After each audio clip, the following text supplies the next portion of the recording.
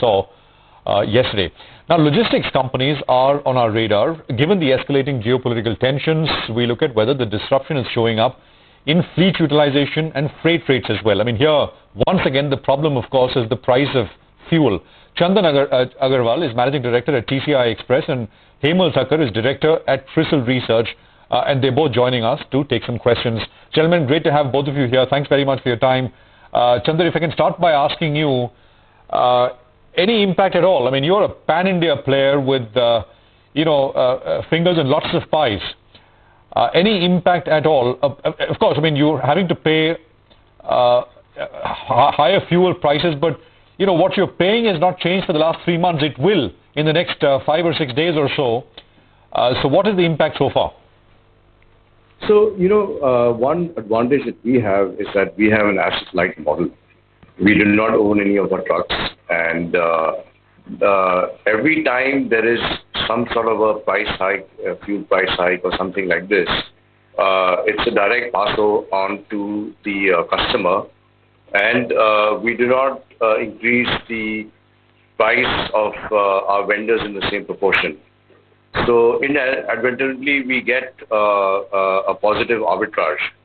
So in 21, when the fuel price went up by almost I think 20% or something, we still managed to increase our profit margin levels by almost 400 basis points. So I think it's the business model that really matters as to how the fuel price increase can be absorbed.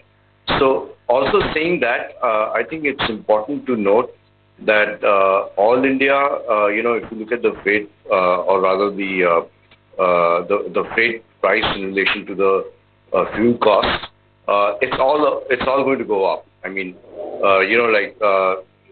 we do not have a choice anywhere in the world not to see costs going up.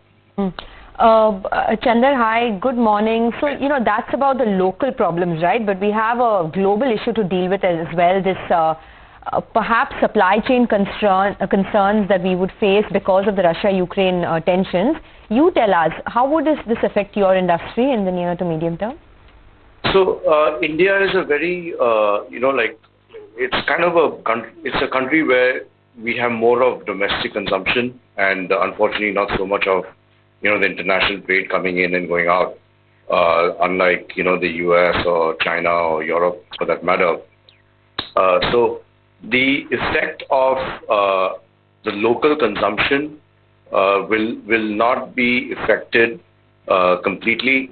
We will see the costs going up, maybe for a short period of time, but this is something which I feel that will be absorbed and passed on also. Rather, more than absorbed will be passed on. So, for maybe some time, we'll feel the heat. The country will feel the heat, domestic consumption point of view. But overall, the international trade that India is involved with will also see a rise in freight costs for possibly even that short period of time.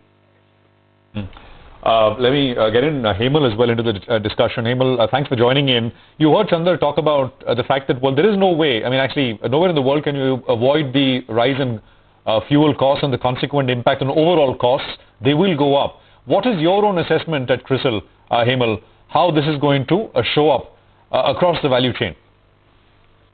So basically, if you ask me, as Chandar mentioned, I completely agree that it is inevitable. You will have to pass on the increase in fuel prices in terms of increase in freight rates.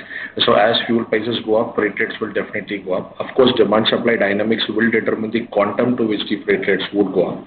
From October, you've actually seen the freight rates go up slow and gradual. There was a recovery. In the last 2 months, they have been largely sluggish as truck utilizations have been largely flattish or, seen a marginal increase. So that is showing up in terms of pressure. The free cash flows of transporters are not as what it was earlier. But yes, going forward, there is definitely going to be pressure. There are certain segments which may still continue to do good, like consumption-related sectors, FMCG, agri products could still, kind of do good. But with fuel prices increases, we may also see some kind of impact on auto demand, say two-wheelers, entry-level passenger vehicles. So auto slow down. Exim trade could come to a sluggish or a slowdown mode, because of which we could see some kind of impact on that part of the value chain, and those goods and commodities could see some sluggishness with respect to movement.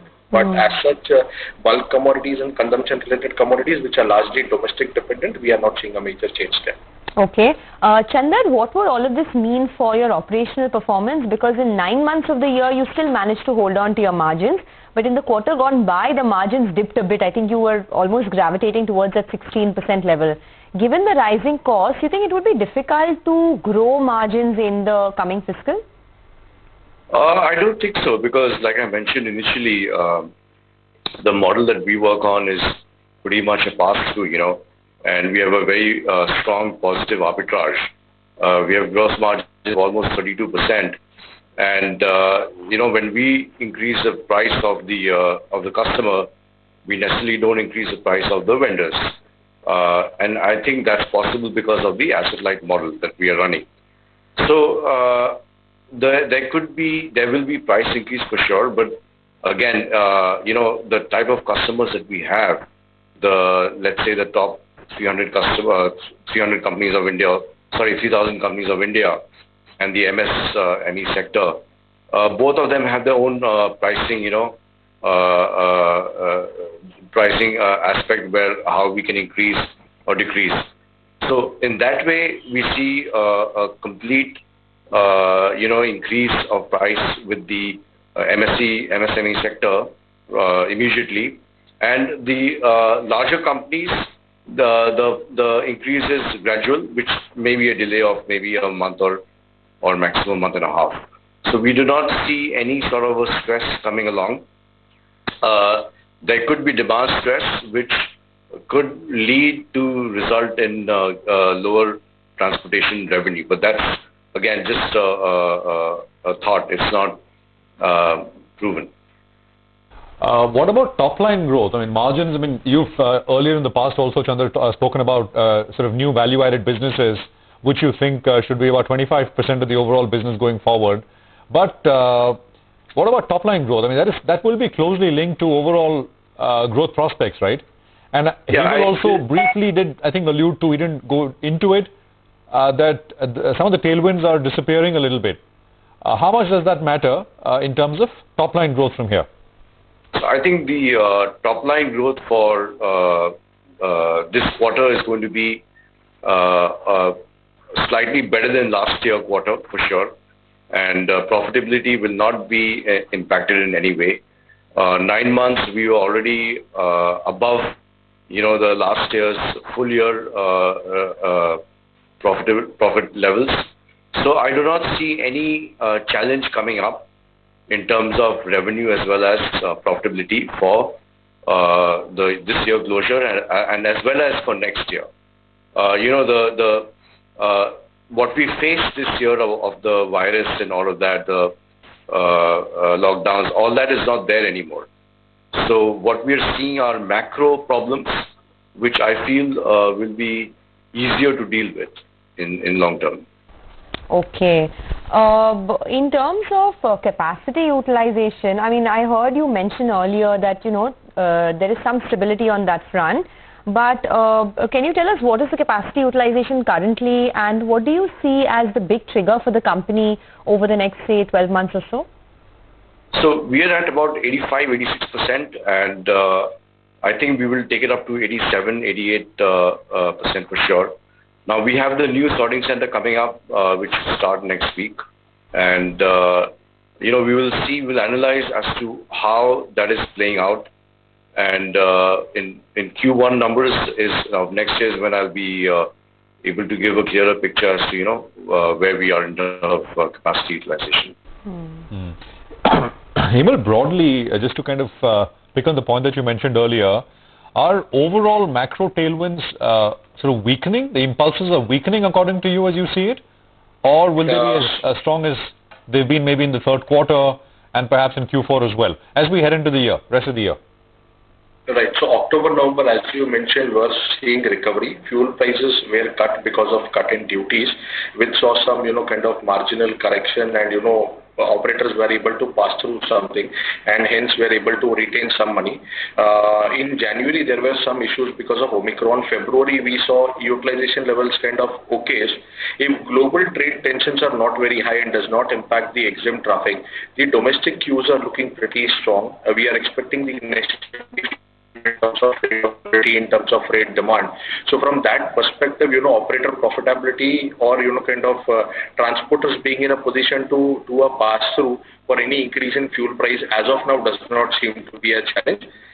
Provided we see any kind of blip in demand, then that may lead to some kind of challenges on the utilization front. But otherwise, looking at the macros that we are having, in the country currently, it doesn't seem that it's going to be a challenge in the coming year. Okay, but any average, ballpark range of how much the freight costs could rise internationally because of what's happening, Hemal? So typically, the increase in fuel price would lead to about, say, 50 paise or 45 increase in freight rate, for that matter.